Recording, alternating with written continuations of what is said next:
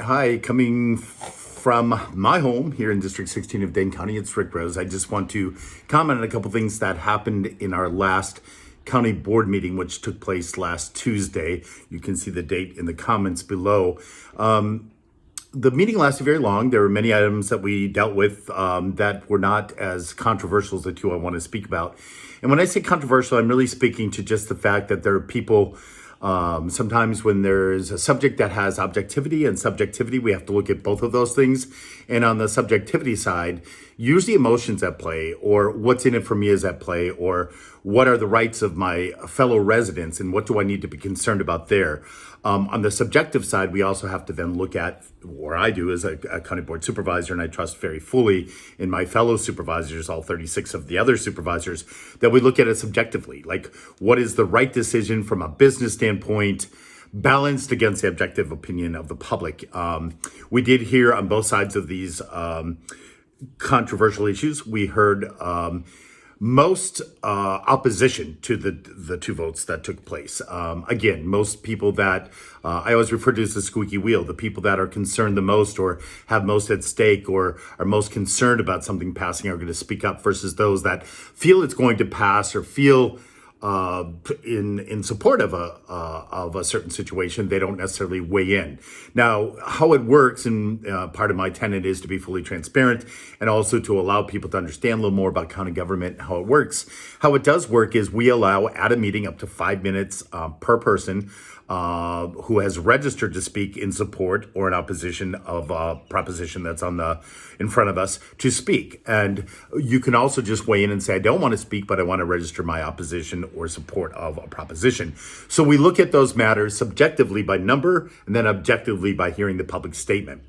So the first one was passed. It was Dane County Board. We signed off on a $5.5 million plan to buy a portion of the Yarra Hills Golf Course from the city of Madison. This land is adjacent to the current Dane County landfill. And as one of my fellow supervisors stated, it kind of fell into our lap. When looking for a landfill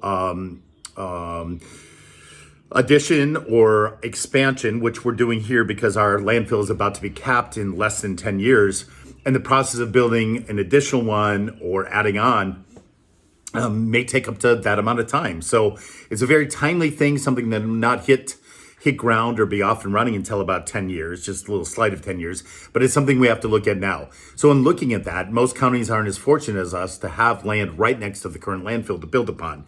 So I'm telling you, I was one of the people that supported this and spoke to it because I feel very strongly after hearing public opinion and also looking at what our staff in Dane County, particularly the waste management staff led by Director John Welsh, the work they put into making this decision to move forward with this project. I balanced the two out, and my vote really was in favor of going forward with the acquisition. It ended up being a 27-4 vote, 27 of us voting for it, 4 that were present, defining a quorum, voted against it. We will acquire 230 acres of the eastern part of the city-owned golf course, so we'll be buying that from Madison. Part of a fellow colleague of mine, Supervisor Kayaga, had suggested we postpone this for a month and listen to the public opinion and make sure it's heard. I spoke in opposition of that proposition to say, let's look at what happened with the county jail. When we keep delaying things, it can cost more, and it can cost more not just in dollars and revenue and expense, but also in people's emotion and time and all those things. I felt very positively. I also spoke to having worked with Director Welsh and his team in my professional life, having witnessed the work he does, also knowing that Dane County is known for its landfill and being very, very on top of its game, so to speak, on the national front. Supervisor Rip spoke to that and also supported against the extended time to consider this. I made the decision to speak out and say that I am supportive of it. A key part, though, was just making sure that the public still has opinion along the way. And if we decide this is not the right location, and after some studies that will be conducted by the Wisconsin Department of Natural Resources, they may make an assessment that this is not something that they would allow or permit.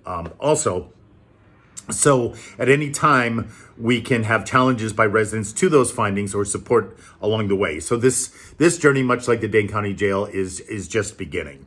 The second proposition that I want to comment on was a vote about abortion. And let me get into that. Of course, most people are going to say, "Wow, that's pretty deep. What does the county have to do with abortion?" It isn't so much that. This was written by Supervisor Castillo and a young 17-year-old student that sits on our county governance as a student. That she brought this forward. Actually, it was submitted as a proposal just moments before the leak happened with the U.S. Supreme Court on the issue of Roe v. Wade. So this is something we as a board and our my fellow colleagues on the board, in this case a student colleague and a fellow supervisor, were looking at before that leak even happened.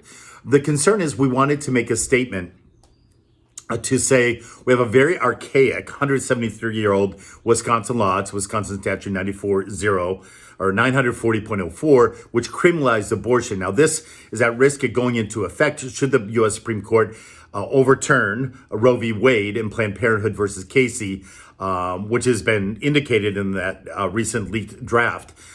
So if that had happened, immediately our law would go into effect that would make it criminalized abortion in the state of Wisconsin with no exceptions. So the Dane County Board was voting to say we are supporting a repeal of that law and to let's make it known that we have to do something. The vote there was everybody was supportive, except for two oppositions. Two of my fellow supervisors, Supervisor Rip and another supervisor up in this district, voted against it passing. Most of the public comment was against it. However, we looked at it, and after listening to my fellow supervisors, and for me, just in full transparency, it was just the protection of people who would be criminalized for something if overnight Roe v. Wade goes out of play and the Wisconsin law kicks in. That's putting a lot of people at risk at a very high point. More importantly, however, is the look of abortion. Is it healthcare or not when we look at healthcare? And we look at abortion. And in the opinion of our vote, we are viewing this as a healthcare matter. So we know that 1 in 4 people of childbearing age will have an abortion in their lifetime. And a result of an abortion, or even carrying an unwanted child, if you will, because you're not allowed to abort a child, there are a lot of mental illness issues that can come up. There are a lot of physical risks that can come up on either side of the equation as well. If the Supreme Court did come into play and abortion was illegalized nationwide, we do know that a lot of people would still be aborting illegally, so to speak. And whenever that happens and something is repressed or not done in a healthy fashion, if you will, there are a lot of risks for people's health. So those are the places I stand. Those are also standpoints of Sarah Smith, Annalise Eicher, and Supervisor Castillo, all three of my fellow supervisors, that drafted a letter that was an open letter that went out to Wisconsin's district attorneys and law enforcement over the weekend or early this morning on Monday here as a follow-up to our vote.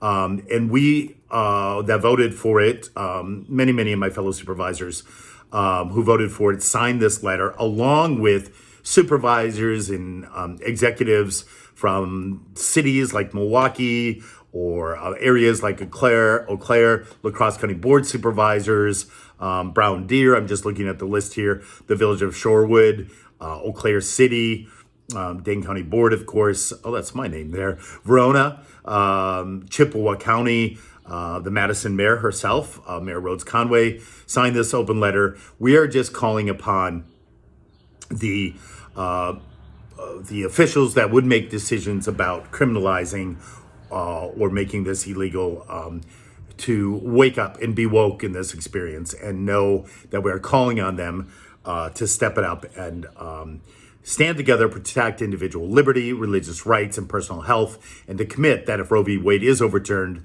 that these officials would not utilize resources to investigate or prosecute individuals' healthcare decisions, including accessing abortion care. So I'm reading that directly from this open letter. It is posted on my personal Facebook page, which I will now share on my county page as well. So thank you for your time today. And if you have any questions, comments, or concerns, certainly reach out to me. You can do so on my website, rickrosefordaynecounty.com, or on my social media, which is Twitter and Facebook, also Rick Rose for Dane County. Thank you so much, guys.